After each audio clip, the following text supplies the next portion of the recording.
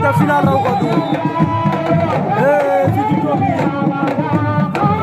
diggante CFA Jaxaw Jammeh Faye Ndak CFA moo ñëwoon ginnaaw yor ngeen lu xonku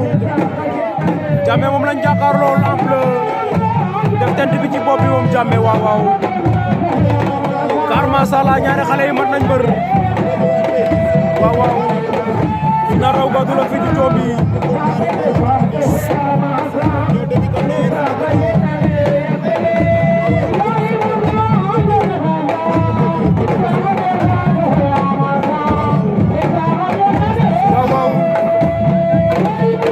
CFA Jaxaw Jammeh Faye Ndak final raw gadu fii ci Diomi Sindiane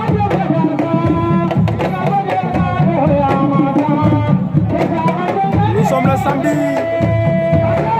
28 janvier 2023 waaw waaw vous êtes en train d'assister la finale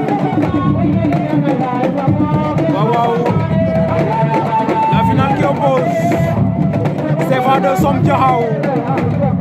à gauche contre Jammeh Faye de Ndak à droite waaw waaw fii lay xewee sama gars yi fii di Diomi ñoom ñaar final lañ daaw CFA daan ko ñu xool ndax tey Jammeh day jël revanche wala CFA day confirmer loolu ci kanam lay leer waaw luñ ci mën a xam daal ñaari mbër yaa ngay bëree CFA Som di bëgg waa Jaxaw yëpp ndeysaan ci bi Diouf ci yaaramu du ma la fàtte Amath Faye a cuurama ak borom Som waaw waaw Jama Noir ndeysaan sunu mbokk yooyu si Jaxaw duñ leen fàtte Daouda Faye Daouda duñ la fàtte ñoom leen nuyu di la ziar waa Jaxaw waaw waaw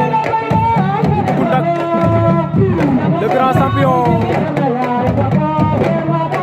ndeysaan bâtiment Ndak waaw waaw Biram Ndoundé CFA Jammeh CFA daan na ko lu xew CFA CFA daan na ko wala arbitre wax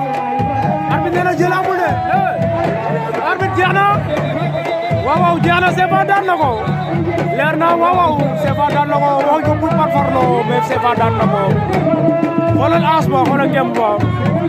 waaw waaw CFA daan na ko de CFA le phénomène CFA Jaxaw CFA jël na ko jël na raw ko